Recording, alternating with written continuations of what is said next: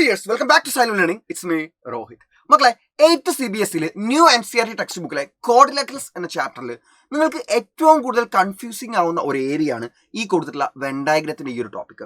അല്ലെങ്കിൽ ഇങ്ങനെ പറയാം, ചില ക്വസ്റ്റ്യൻസ് വരും നമുക്ക് എക്സാമിന്. മിക്കവാറും ഇങ്ങനെയൊക്കെ ക്വസ്റ്റ്യൻ ഉണ്ടാവുക.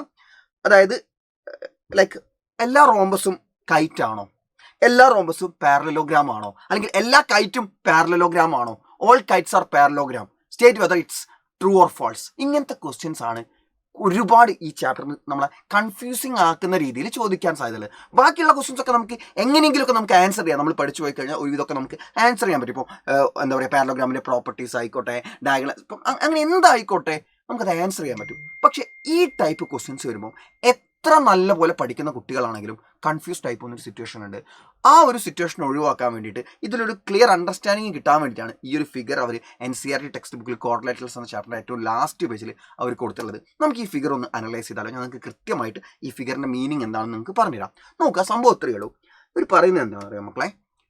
അതായത് നമ്മൾ ഇപ്പോഴത്തെ സിനിമകളൊക്കെ പല യൂണിവേഴ്സ് ആയിട്ടാണ് അല്ലെ, സിനിമകൾ ഇങ്ങനെ യൂണിവേഴ്സ് ആയിട്ട് ഇറങ്ങുന്നൊരു കാലഘട്ടമാണ്. ഇപ്പം ഫോർ എക്സാമ്പിൾ പറയുകയാണെങ്കിൽ നമ്മളെ വിക്രം ഇറങ്ങി. വിക്രത്തിന്റെ അകത്ത് എന്ത് ചെയ്തു, അവർ കൈദിയായിട്ട് ലിങ്ക് കൊണ്ടുവന്നു, കൈദി മൂവ് ആയിട്ട് ഒരു ലിങ്ക് കൊണ്ടുവന്നു അല്ലെ. പിന്നെ അതേപോലെ ലിയോ ഇറങ്ങിയ സമയത്ത് വിക്രം മൂവിയായിട്ട് അതിനൊരു ലിങ്ക് കൊണ്ടുവന്നു. അപ്പോൾ പല സിനിമകളും ഒന്നിച്ചേർന്ന് ഒരു യൂണിവേഴ്സ് ഇങ്ങനെ പുതിയ ഓരോ സിനിമാറ്റിക് യൂണിവേഴ്സ് ഇങ്ങനെ ഉണ്ടായിക്കൊണ്ടിരിക്കുകയാണ്. യെസ്, അതുപോലെ തന്നെ ഇവിടെ നോക്കുകയാണെങ്കിൽ നമുക്ക് പറയാം ട്രപ്പീസിയം ഒരു ഫാമിലിയിലെ ഏറ്റവും തലമൂത്ത കാരണവരാണ്. ഓക്കെ, ട്രപ്പീസിയത്തിൻ്റെ മോനാണ് ആര്?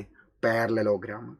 ദാറ്റ് മീൻസ് ട്രപ്പീസിയത്തിൻ്റെ എല്ലാ സ്വഭാവ സവിശേഷതകളും, എല്ലാ ക്യാരക്ടറിസ്റ്റിക്സും പാരലോഗ്രാമിന് ഉണ്ടാവും. അതായത് ട്രപ്പീസിൻ്റെ എല്ലാ ഫീച്ചേഴ്സും, എല്ലാ സ്പെസിഫിക്കേഷൻസും പാരലോഗ്രാമിന് ഉണ്ടാവും.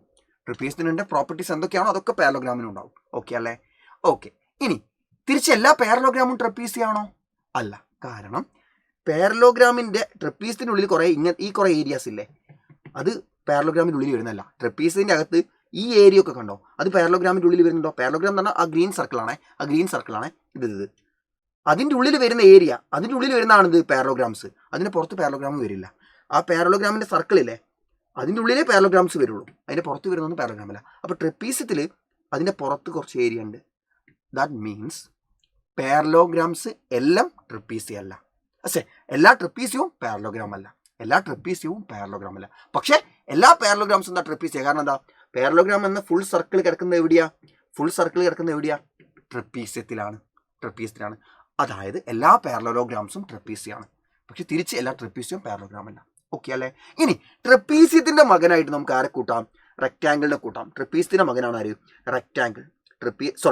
പാരലോഗ്രാമിന്റെ മകനാണ് ആര്? റെക്റ്റാങ്കിൾ എന്ന് പറയുന്നത്. കാരണം പാരലോഗ്രാം എന്ന സർക്കിളിന്റെ ഉള്ളിലാണ് ഈ പറയുന്ന റെക്റ്റാങ്കിൾ കിടക്കുന്നത്. ദാറ്റ് മീൻസ് എല്ലാ റെക്റ്റാങ്കിൾസും പാരലോഗ്രാംസ് ആണ്. തിരിച്ച് എല്ലാ പാരലോഗ്രാമും റെക്റ്റാങ്കിൾ ആണോ? അല്ല. കാരണം റെക്റ്റാങ്കിളിന്റെ പുറത്ത് പാരലോഗ്രാമിൽ കുറേ ഏരിയാസ് ഇങ്ങനെയുണ്ട് അല്ലെ. അപ്പോൾ എല്ലാ പാരലോഗ്രാമും റെക്റ്റാങ്കിൾ അല്ല, തിരിച്ച് എല്ലാ റെക്റ്റാങ്കിൾസും എന്താണ്? പാരലലോഗ്രാംസ് ആണ്. ഓക്കെ അല്ലേ? ഇനി നമുക്ക് പറയാം, റെക്റ്റാങ്കിളിൽ വരുന്നതാണ് ആര്? സ്ക്വയർ എന്ന് പറയുന്നത് റെക്റ്റാങ്കിളിൽ വരുന്നതാണ്. ഇതാണ് സ്ക്വയർ. ഈ ഓറഞ്ച് കളറിൽ നടുക്ക് കൊടുത്തിട്ടുള്ള ഷെയ്ഡഡ് ലൈൻസ് കൊണ്ട് മാർക്ക് ചെയ്തിട്ടുള്ള അതാണ് സ്ക്വയർ. സ്ക്വയറിൽ നമുക്ക് പറയാൻ പറ്റുന്ന കാര്യം, എല്ലാ സ്ക്വയേഴ്സും റെക്റ്റാങ്കിൾ ആണ്. പക്ഷേ എല്ലാ റെക്റ്റാങ്കിളും സ്ക്വയർ അല്ല. കാരണം സ്ക്വയർ ഇത്രയേ ഏരിയ ഉള്ളൂ, അതിൻ്റെ പുറത്ത് റെക്റ്റാങ്കിൾ ഉണ്ട് അല്ലേ. അതപ്പോൾ എല്ലാ റെക്റ്റാങ്കിളും സ്ക്വയർ അല്ല, പക്ഷേ എല്ലാ സ്ക്വയേഴ്സും റെക്റ്റാങ്കിൾ ആണ്. കാരണം ആ ഒരു ഏരിയ വരുന്നത് റെക്റ്റാങ്കിളിൻ്റെ സർക്കിളിൻ്റെ ഉള്ളിലാണ്. ഓക്കെ അല്ലേ?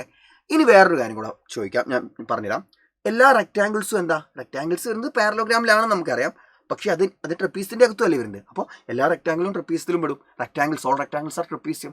അതും ശരിയാണ്. ഇനി എല്ലാ സ്ക്വയേഴ്സും ട്രപ്പീസിയാണ്. കാരണം സ്ക്വയേഴ്സ് വരുന്നത് എല്ലാ ട്രപ്പീസിയത്തിൻ്റെ സർക്കിളിൻ്റെ ഉള്ളിലാണ്. മനസ്സിലായല്ലോ? ഇനി വേറൊരു സാധനം നമുക്ക് പഠിക്കാനുള്ളതാണ് കൈറ്റ്. ഇതിൻ്റെ ഓരോ പ്രോപ്പർട്ടീസ് ഞാൻ സെപ്പറേറ്റ് വീഡിയോസ് ചെയ്യാം കേട്ടോ. എല്ലാത്തിനും ഓരോ കൃത്യമായിട്ട് സ്പെസിഫിക് പ്രോപ്പർട്ടീസും കാര്യങ്ങളൊക്കെ ഉണ്ട്. ഞാൻ ഇതിനെപ്പറ്റിയൊന്നും പറഞ്ഞില്ല. എല്ലാ പ്രോപ്പർട്ടീസും മിക്സ് ആയിട്ട് ഈ സാധനങ്ങൾ തമ്മിൽ റിലേഷനെ പറ്റി മാത്രമാണ് ഈ ഒരു വീഡിയോയിൽ എക്സ്പ്ലെയിൻ ചെയ്യുന്നത്. പ്രോപ്പർട്ടീസൊക്കെ പറയുകയാണെങ്കിൽ ഓരോന്നിനും ഓരോ വീഡിയോ ആയിട്ട് തന്നെ സെപ്പറേറ്റ് ആയിട്ട് നമുക്ക് ചെയ്യേണ്ടി വരും. അത് ഞാൻ സെപ്പറേറ്റ് ആയിട്ട് തന്നെ ചെയ്ത് അപ്ലോഡ് ചെയ്യാം കേട്ടോ. ഓക്കെ, ഇവിടെ നോക്കാം. കൈറ്റ് എന്ന് പറയുന്ന സാധനം കൈറ്റിനും പാരലലോഗ്രാമിനും കൂടെ ഉണ്ടായിട്ടുള്ള ഒരു കുട്ടിയാണ് ആര്? റോംബസ് എന്ന് പറയുന്നത്. റോംബസിന്റെ ക്യാരക്ടറിസ്റ്റിക്സ്, റോംബസിന്റെ ഫീച്ചേഴ്സ് ആർക്കൊക്കെ ഉണ്ട്? ട്രപ്പീസിയത്തിനും ഉണ്ടാവും, അതേപോലെ തന്നെ കൈറ്റിനും ഉണ്ടാവും. കൈറ്റിന്റെ ഫീച്ചേഴ്സും ട്രപ്പീസിയത്തിന്റെ ഫീച്ചേഴ്സും കൂടെ ചേർന്നിട്ടാണ് ആരുണ്ടായിട്ടുള്ളത്? റോംബസ് ഉണ്ടായിട്ടുള്ളത്. ഇതാണ് റോംബസ്. നിങ്ങൾ കണ്ടോ? റോംബസ് കിടക്കുന്നത് എന്തിൻ്റെയൊക്കെ ഉള്ളിലാണ്? കൈറ്റിൻ്റെ ഉള്ളിലാണ് കിടക്കുന്നത്. അപ്പോൾ റോംബസ് എന്താ? കൈറ്റാണ്. അതേപോലെ റോംബസ് കിടക്കുന്നത് എന്തിൻ്റെ ഉള്ളിലാണ്? ട്രപ്പീസ്യത്തിൻ്റെ സർക്കിളിൻ്റെ ഉള്ളിലും കിടക്കുന്നില്ലേ റോംബസ്? കോമൺ ആയിട്ടുള്ള ഏരിയ അല്ലേ? അപ്പോൾ റോംബസ് എന്ന് പറഞ്ഞാൽ ട്രപ്പീസ്യമാണ്. അതേപോലെ തന്നെ റോംബസ് എന്തിൻ്റെ ഉള്ളിലുള്ളത്? ഈ പാരലോഗ്രാമിൻ്റെ സർക്കിൾ കണ്ടോ? പാരലോഗ്രാമിൻ്റെ ഗ്രീൻ സർക്കിൾ, അതിൻ്റെ ഉള്ളിലല്ലേ റോംബസ് കിടക്കുന്നത്? ആണ്. അപ്പോൾ റോംബസ് എന്താണ്? പാരലോഗ്രാമും ആണ്. ഓക്കെ അല്ലേ? ക്ലിയർ അല്ലേ? അപ്പോൾ നമുക്ക് എന്ത് പറയാം? എല്ലാ റോംബസും കൈറ്റ് ആണെന്ന് പറയാം, എല്ലാ റോംബസും എന്താണെന്ന് പറയാം? പാരലോഗ്രാമാണെന്ന് പറയാം, എല്ലാ റോംബസും ട്രപ്പീസിയാണെന്ന് പറയാം. പക്ഷേ തിരിച്ച് പറയാൻ പറ്റില്ല. എല്ലാ കൈറ്റും റോംബസ് അല്ല. കാരണം റോംബസിൻ്റെ പുറത്ത് നിൽക്കുന്നത് കൈറ്റിൻ്റെ ഏരിയ ഉണ്ട്. ഇതാ. പിന്നെ അതേപോലെ റോംബസിൻ്റെയും റെക്റ്റാങ്കിളിൻ്റെയും ഫീച്ചേഴ്സ് ഒരുമിച്ച് വരുന്ന ആളാണ് ആര്? സ്ക്വയർ. അപ്പോൾ നമുക്ക് പറയാം എല്ലാ സ്ക്വയറും എന്താണെന്ന് പറയാം? നമുക്ക് വേണമെങ്കിൽ കൈറ്റാണെന്ന് പറയാം. എല്ലാ സ്ക്വയേഴ്സും കൈറ്റ് ആണെന്ന് പറയാം. എല്ലാ സ്ക്വയേഴ്സും റോംബസ് ആണെന്ന് പറയാം. എല്ലാ സ്ക്വയേഴ്സും റെക്റ്റാങ്കിൾ എന്ന് പറയാം. എല്ലാ സ്ക്വയേഴ്സും പാരലോഗ്രാം എന്ന് പറയാം. എല്ലാ സ്ക്വയേഴ്സും ട്രപ്പീസിയ എന്ന് പറയാൻ പറ്റും.